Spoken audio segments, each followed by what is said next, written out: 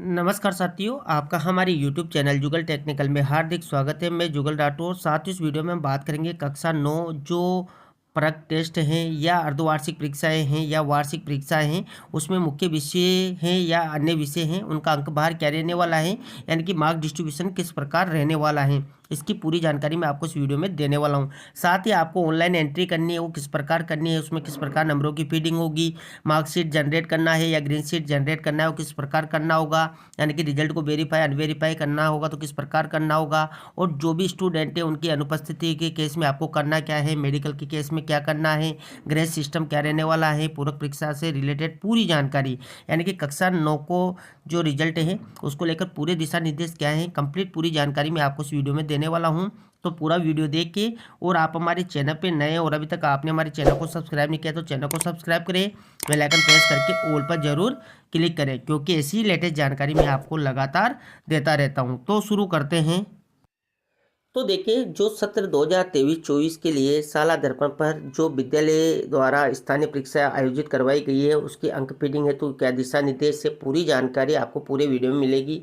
तो देखिए, शाला दर्पण के विद्यालय लॉगिन से परिणाम टैब में परिणाम प्रविष्टि द्वारा विद्यालय में अध्ययनरत विद्यार्थियों के अंक प्रगति पत्र निर्माण हेतु भरे जाएंगे, यानी कि जो आपको रिजल्ट की एंट्री करनी है वो शाला दर्पण के विद्यालय टैब के परिणाम में जाकर करनी है। वहाँ पर आपको सभी नंबरों की जो है फीडिंग करनी है। इसका मैंने पूरा अलग से वीडियो बनाया हुआ है कि आपको नंबरों की जो ऑनलाइन फीडिंग करनी है वो किस प्रकार करनी है। उसका आपको आई बटन पे लिंक मिल जाएगा और वीडियो के डिस्क्रिप्शन में मैं लिंक देता हूँ, वहाँ जाकर आप पूरी जानकारी भी कर सकते हैं। अब देखिए, अंकों के लिए उपलब्ध सभी कॉलमों में अंकों को अनिवार्यतः दर्ज करें, यानी कि सभी कॉलम हैं, सभी में अंक आपको फिल करने हैं, किसी कॉलम को रिक्त न रखें।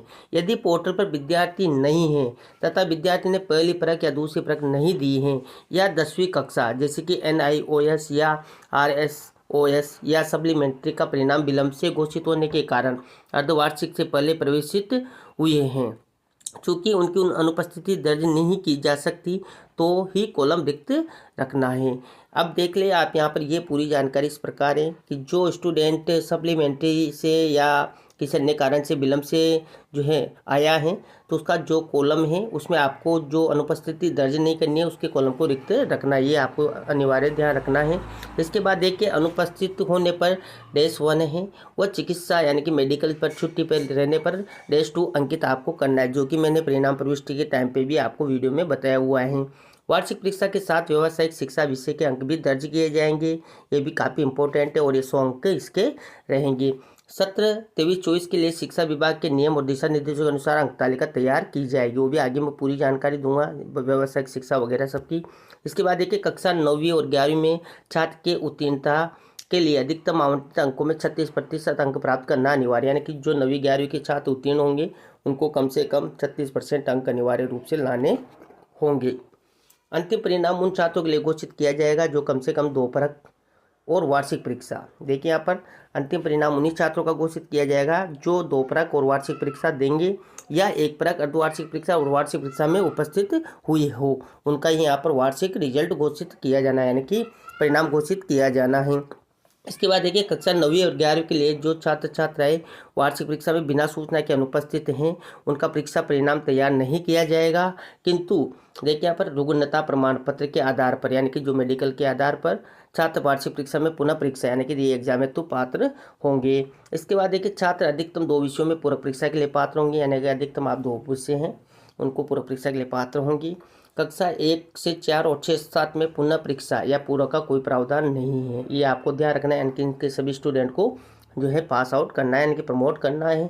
कक्षा 3 से 4, 6, 7 के लिए प्राप्त अंकों तथा RKSM B के आकलन की ग्रेडिंग होगी, यानी कि जो आप नंबर फिल करेंगे उसके आधार पर इनको ग्रेडिंग दी जाएगी। इसका भी मैंने अलग से वीडियो बनाया हुआ है कि 3-4 के एससी की एंट्री आपको कैसे करनी है, 6-7 के रिजल्ट की एंट्री कैसे करनी है, पूरी जानकारी आप हमारे चैनल पर जाकर देख सकते हैं और आई बटन पर भी लिंक मिल जाएगा और वीडियो के डिस्क्रिप्शन में भी मैं आपको लिंक दे दूंगा, वहां जाकर कक्षा 3-4 की एंट्री कैसे करनी है और 6-7 के रिजल्ट की एंट्री कैसे करनी है, इनके नंबर किस प्रकार रहने वाले, इसका मैंने पहले से अलग पूरा वीडियो बनाया हुआ है। इसके बाद देखिए, वार्षिक परीक्षा में शामिल नहीं होने वाले छात्रों का परीक्षा परिणाम जारी नहीं किया जाएगा, ये भी आपको ध्यान रखना है। अधिकतम 2 विषयों में कृपांक अंक दिए जाएंगे। एक में 5% तक की छूट दे सकते हैं और 2 विषयों में है तो 2% अंकों का कृपांक देय होगा। रुग्णावस्था की अवस्था में छूट का लाभ प्राप्त करने वाले विषय के कृपांक देय नहीं होंगे तथा उनमें उत्तीर्ण होने पर ही अन्य विषयों में कृपांक प्राप्त करने का अधिकार होगा। ये भी यहाँ पर आप ध्यान रखिए। परिणाम देखने के लिए स्कूल लॉगिन में ड्राफ्ट विकल्प का प्रदान किया जाएगा, यानी कि जब रिजल्ट घोषित होगा तो आपको पहले से ही वहाँ पर एक ड्राफ्ट का ऑप्शन मिल जाता है। ड्राफ्ट में जाकर आप पूरा रिजल्ट देख सकते हैं। इसके बाद आपको वेरीफाई का भी रहेगा, वो भी आगे देखिए। छात्र कक्षा के परिणाम को लॉक करने के लिए वेरीफाई बटन प्रदान किया जाएगा, यानी कि जो रिजल्ट आप फिल करेंगे उसको लॉक करना है तो उसके लिए आपको पहले वेरीफाई करना होगा। उसके बाद किसी भी परीक्षा परिणाम में अंकों में संशोधन का कोई विकल्प नहीं होगा। जैसे कि आप वेरीफाई कर लेंगे तो आपको कोई विकल्प संशोधन का नहीं मिलेगा, यानी कि वेरीफाई करने से पहले आप अच्छे से रिजल्ट को चेक करके ही वेरीफाई करें। विषय अंकों या गलत प्रविष्टियों में अपेक्षित परिवर्तन करने के लिए स्कूल लॉगिन पर अनवेरीफाई विकल्प भी उपलब्ध है, यानी कि आपको वेरीफाई के साथ साथ अनवेरीफाई का विकल्प भी दिया जाएगा। वो जब भी आएंगे उनके मैं अलग से नेक्स्ट वीडियो आपको बना के दूंगा, उनमें पूरी जानकारी भी वेरीफाई अनवेरीफाई की दूंगा। अनवेरीफाई करने और अंकों में अपेक्षित परिवर्तन के बाद, ध्यान दें यहाँ पर, अनवेरीफाई करने और अंकों में अपेक्षित परिवर्तन के बाद ड्राफ्ट देखने के लिए फिर से जनरेट रिजल्ट पर क्लिक करें और प्रविष्टियों को पुनः लॉक करने के लिए वेरीफाई पर क्लिक करें। ये जब आपको नेक्स्ट वीडियो मिलेगा उसमें पूरी जानकारी दी जाएगी। कक्षा विशेष और वर्ग के समेकित परिणाम देखने के लिए स्कूलों को एक ग्रीन शीट प्रदान की जाएगी, यानी कि जो रिजल्ट है वो ग्रीन शीट के माध्यम से आप पूरे स्कूल का देख सकते हैं। और विभिन्न वर्गों जैसे कि सेक्शन में एक ही स्ट्रीम के मामले में या उस स्ट्रीम की समेकित वरीयता शीट प्रदान की जाएगी, यानी कि जो ग्रीन शीट होगी उसमें आप पूरी जानकारी रिजल्ट की देख सकते हैं। क्लास स्ट्रीम में रैंक के लिए अलग से मॉड्यूल उपलब्ध करवाया जाएगा, यानी कि क्लास में स्ट्रीम में कौन सा स्टूडेंट जो है रैंक का है रहेगा वो मॉड्यूल अलग से आपको मिल जाएगा। इसके बाद देखिए, सभी कक्षा अध्यापक यह सुनिश्चित कर लें कि शाला दर्पण पर विद्यार्थी का नाम, माता पिता का नाम, स्थान, नंबर, जन्म तिथि का अद्यतन कर लिया गया है। परीक्षा परिणाम वेरीफाई करने के पश्चात किसी भी प्रकार का बदलाव संभव नहीं होगा, ये भी आप देख लें। अन्य विषयों के अंक उपलब्ध सारणी के अनुसार परक, अर्धवार्षिक, वार्षिक परीक्षा में परिणाम प्रविष्टि टैब द्वारा भरे जाएंगे। इनके ग्रेड की गणना की जा सकेगी। तो देखिए, इसके लिए बात कर लेते हैं आप कक्षा 9 के रिजल्ट की, जो आपको ऑनलाइन करना है। मार्क्स डिस्ट्रीब्यूशन किस प्रकार रहने वाला है, कौन कौन से मार्क्स आपको कैसे फिल करने हैं। तो देखिए यहाँ पर जो maximum marks allowed to below, यानी कि कौन कौन से मार्क्स हैं। तो देखिए यहाँ पर डिस्ट्रीब्यूशन दिया गया है 23-24 का। यहाँ पर देखेंगे तो कक्षा 9 के सभी सब्जेक्ट दिए हुए हैं, Hindi, English, math, social science, science और थर्ड लैंग्वेज। यहाँ पर देखेंगे तो जो प्रथम परक के हैं, द्वितीय परक के और तृतीय परक के हाफ ईयर लिए हैं और वार्षिक एग्जाम है, यानी कि सारे एग्जाम कक्षा 9 में आपको लेने थे। फर्स्ट टेस्ट, सेकंड टेस्ट के देखिए यहाँ पर 10-10 नंबर दिए हुए हैं, यानी कि जितने भी सब्जेक्ट हैं उन सबके 10 नंबर यहाँ पर प्रथम टेस्ट में और द्वितीय टेस्ट में दिए गए हैं। हाफ ईयरली की बात करें तो देखिए 70 नंबर के हाफ ईयरली सभी सब्जेक्ट में दिए हुए हैं। इसके बाद देखिए जो तृतीय टेस्ट है, देखिए यहाँ पर तृतीय टेस्ट भी 10-10 नंबर का है। इस प्रकार ये 100 नंबर के हो जाते हैं। और जो एनुअल एग्जाम आपने लिया है वो भी 100 नंबर का है, यानी कि इस प्रकार यहाँ पर 100 और 100 एनुअल एग्जाम के मिलाकर 200 नंबर का टोटल इन सभी सब्जेक्ट का होता है। देखिए Hindi, English, math, social science, science और थर्ड लैंग्वेज 200 के नंबर के हैं टोटल। और यहाँ पर देखेंगे तो आपको जो अदर सब्जेक्ट हैं वो भी काफ़ी इंपॉर्टेंट है। सबसे ज़्यादा दिक्कत अदर सब्जेक्ट में ही आती हैं। तो देखिए यहाँ पर जो फिजिकल एंड हेल्थ एजुकेशन है, इनकी स्वास्थ्य एवं शारीरिक शिक्षा, तो इसमें जो प्रथम परक हैं, देखिए यहाँ पर जो प्रथम परक है उसमें 10 नंबर थ्योरी के और 8 नंबर प्रैक्टिकल यानी कि प्रैक्टिस के रहेंगे। तो टोटल 18 नंबर का जो है प्रथम परक इसका स्वास्थ्य एवं शारीरिक शिक्षा का रहेगा। द्वितीय टेस्ट की बात करें तो द्वितीय टेस्ट में देखिए 10 नंबर थ्योरी के और 7 नंबर जो है प्रैक्टिकल के रहेंगे। इस प्रकार 17 नंबर का ये रहेगा। अर्धवार्षिक की बात करें तो अर्धवार्षिक 40 नंबर का है, जिसमें से 25 थ्योरी के हैं और जो 15 है वो प्रैक्टिकल के हैं। इसके बाद देखिए जो थर्ड टेस्ट है वो 15 नंबर इसमें थ्योरी का है और 10 नंबर जो है प्रैक्टिकल का है। इस प्रकार 25 नंबर का ये टोटल रहेगा।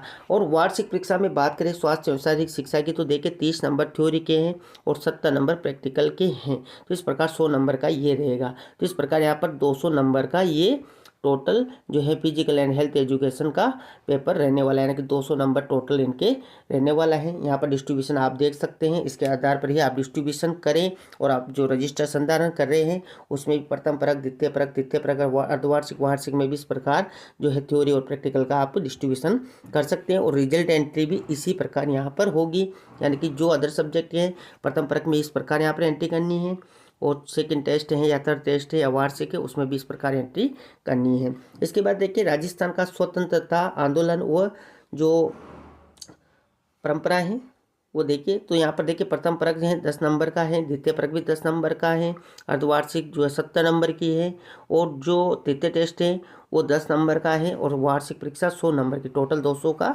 ये रहेगा। इसके बाद देखिए जो फाउंडेशनल ऑफ इंफॉर्मेशन टेक्नोलॉजी का पेपर है, इसमें भी देखिए 10 नंबर का जो प्रथम परक हैं, इसमें थ्योरिकल प्रैक्टिकल अलग अलग नहीं है, ओनली 10 नंबर का थ्योरी होगा। इसके बाद देखिए 10 नंबर का ही जो द्वितीय टेस्ट है 50 और 20, देखिए यहाँ पर थ्योरिकल और प्रैक्टिकल में इसको बांटा गया है। 70 नंबर का ये जो है वार्षिक परीक्षा रहेगी। इसके बाद देखिए 10 नंबर का तृतीय टेस्ट रहेगा, और 70 और 30 का यहाँ पर जो है वार्षिक परीक्षा इनकी लेनी थी। तो इस प्रकार 200 नंबर का ये पेपर रहेगा, और इसी प्रकार आपको ऑनलाइन एंट्री भी करनी है, जिसका मैंने अलग से वीडियो बना रखा है। इसके बाद देखिए जो SUPW हैं, NCS है और आर्ट एजुकेशन है, तो इनके वार्षिक परीक्षा के साथ साथ आपको 100 नंबर का ये भी एग्ज़ाम जो है लेना चाहिए। देखिए यहाँ पर 100 नंबर के दे रखे हैं, तो इस प्रकार इनका जो टोटल रहेगा वो 100 नंबर का रहेगा, यानी कि इन तीनों का तो 200 का है, और इन दो का यहाँ पर 100 का टोटल रहेगा।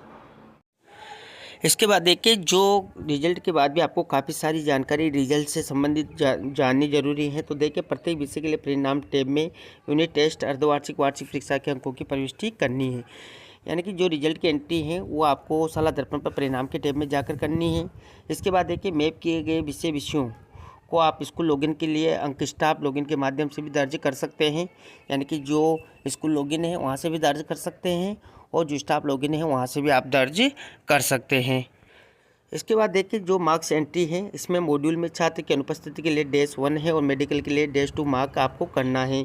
अनुपस्थिति की शर्त, यानी कि अनुपस्थिति की शर्त में आपको -1 जिसके लिए अंकों की गणना में कोई छूट नहीं दी जाएगी, ये भी ध्यान रखना है।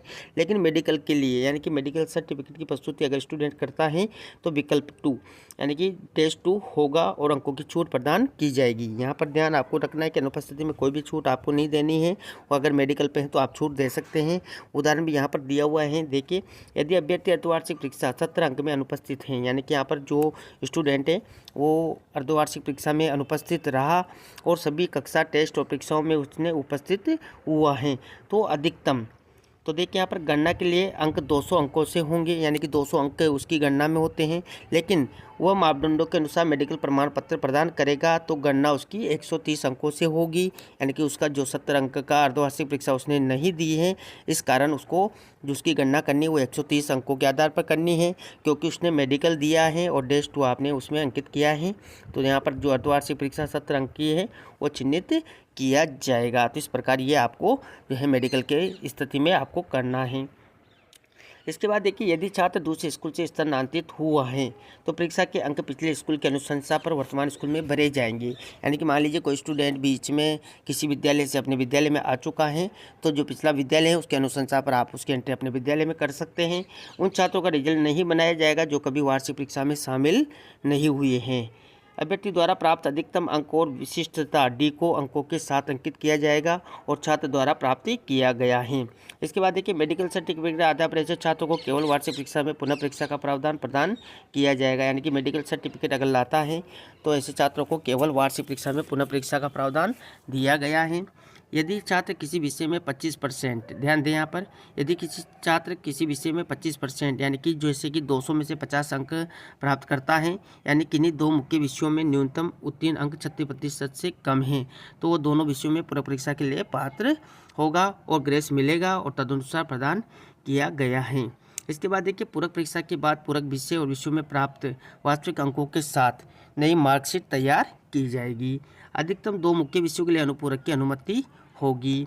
इसके बाद देखिए ग्रेस की बात करें तो ग्रेस की शर्त किसी एक मुख्य विषय में 5% यानी कि 10 अंक हैं, या किन्हीं 2 मुख्य विषयों में 2-2% यानी कि 4-4 अंक तक की हैं। यदि तदनुसार गणना में अधिकतम अंक 200 हैं, मान लीजिए 200 अंक का टोटल पेपर है, तो उदाहरण के लिए यदि छात्र को अंतिम परिणाम में 200 में से 62 अंक मिलते हैं तो उसे 36% उत्तीर्ण अंक चाहिए।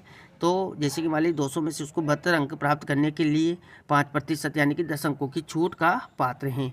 यानी कि अगर वो 62 अंक लाता है, उसको 72 लाने थे, 5% के आप उसको एक विषय में छूट दे सकते हैं और यानी कि 10 अंकों की उसको आप छूट दे सकते हैं। अगर मान लीजिए ये मामला 2 विषयों के लिए है तो छात्रों को प्रत्येक विषय में कम से कम आप जो कम से कम देखिए यहाँ पर 34% मान लीजिए उसने प्राप्त किया है। तो देखिए 200 में से 34% है, उसका मतलब यहाँ पर 68 अंक प्राप्त होंगे। यदि एक विषय में 35% यानी कि 70 जो उसने प्राप्त किए हैं और दूसरे में उसने 66 प्राप्त किए हैं तो आप उसको 1% या 3% के ग्रेस देकर 4% टोटल ग्रेस दे सकते हैं और दोनों विषयों में पूरक के लिए पात्र भी होंगे, यानी कि वो पूरक भी दे सकते हैं तो आप चाहे तो उनको ग्रेस भी दे सकते हैं। तो यहाँ पर ये स्थिति उदाहरण के रूप में बताई गई है। मेडिकल का लाभ लेने पर उस विषय में ग्रेस नहीं मिलेगा और उसे पास करने के बाद ही अन्य विषयों में ग्रेस पाने का अधिकार होगा। ये भी यहाँ पर आप कर सकते हैं, देख सकते हैं।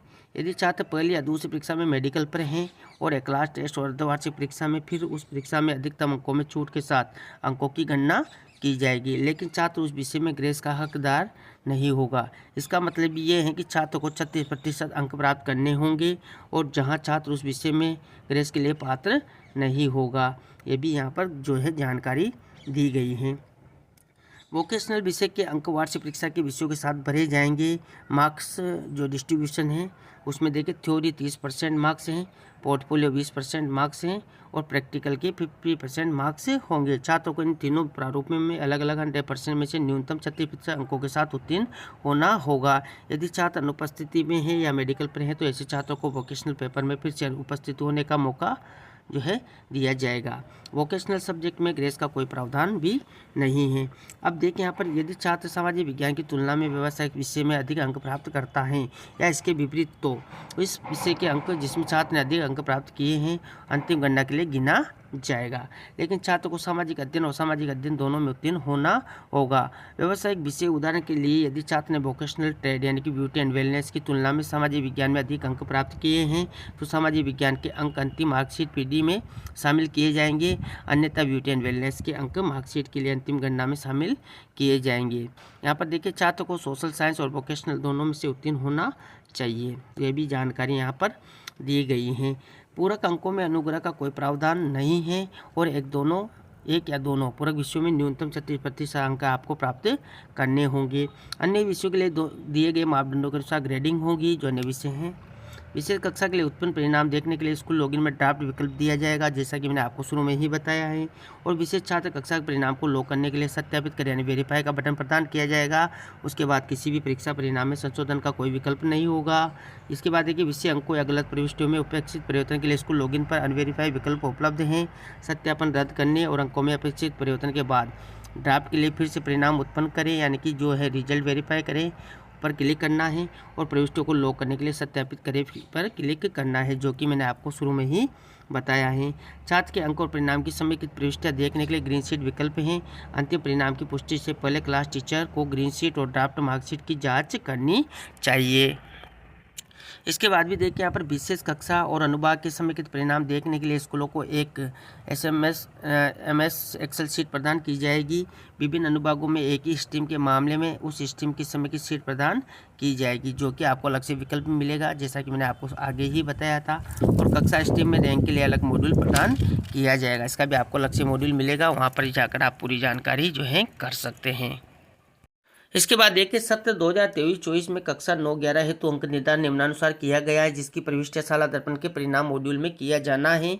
कक्षा 9 हेतु अन्य विषयों के अंकों की प्रविष्टि परको अर्धवार्षिक वार्षिक परीक्षा के साथ की जानी, यानी कि जो अन्य विषय उनकी एंट्री जो है परक और अर्धवार्षिक वार्षिक परीक्षा उनके साथ की जानी है और जिसमें लिखित प्रायोगिक और गतिविधि पोर्टफोलियो के अंकों को समेकित रूप से भरना है, जिनका विषयवार अधिकतम अंक बार 100 या 200 ही रहेगा। गत वर्ष सत्र 2022-23 अन्य विषयों के अंकों की प्रविष्टि वार्षिक परीक्षा के साथ ही 100-200 में से की गई थी, यानी कि पिछले साल 100-200 की जो एंट्री आपने की थी वो वार्षिक परीक्षा के साथ की थी। अब इस बार यहाँ पर जो है अंक जो आपको फीडिंग करने हैं वो परक और अर्धवार्षिक वार्षिक परीक्षा के साथ करने हैं। कक्षा 11 की बात करें तो देखिए कक्षा 11 हेतु अन्य विषयों यथा आज़ादी के बाद स्वर्णिम भारत का इतिहास है और जीवन कौशल की प्रविष्टि वार्षिक परीक्षा के साथ ही क्रमशः 200 और 100 अंकों में से की जानी है, जिसकी जानकारी भी मैंने आपको दी है। तो ये थी साथ में यहाँ पर कक्षा 9 जो मार्क्स डिस्ट्रीब्यूशन आपको करना है, किस प्रकार करना है, इसकी साला दर्पण पर एंट्री कैसे करनी है, अन्य विषयों के जो एंट्री करनी है और जो आपको रजिस्टर संधारण करना है और इनको लेकर पूरे इंस्ट्रक्शन क्या है, पूरी जानकारी मैंने आपको इस वीडियो में देने का प्रयास किया। साथियों, जो कक्षा 11 के नंबरों का डिस्ट्रीब्यूशन आपको देखना है या पूरी जानकारी आपको देखनी है तो इसका मैंने अलग से वीडियो बनाया हुआ है, क्योंकि ये वीडियो काफ़ी लंबा हो चुका है। तो आप उसको पूरी जानकारी जो देखना चाहते हैं तो आई बटन पर लिंक मिल जाएगा और वीडियो के डिस्क्रिप्शन में आपको लिंक मिल जाएगा, जहाँ पर आप कक्षा 6, 7 और 9 कक्षा 11 और कक्षा जो 3, 4 हैं उन सब की जानकारी जो है ले सकते हैं। तो आपको हमारी जानकारी कैसी लगी? जानकारी अच्छी लगी तो लाइक शेयर करें और अभी तक आपने हमारे चैनल को सब्सक्राइब नहीं किया तो चैनल को सब्सक्राइब करें, बेल आइकन प्रेस करके ऑल पर ज़रूर क्लिक करें, क्योंकि ऐसी ही लेटेस्ट जानकारी मैं आपको लगातार देता रहता हूँ। धन्यवाद साथियों।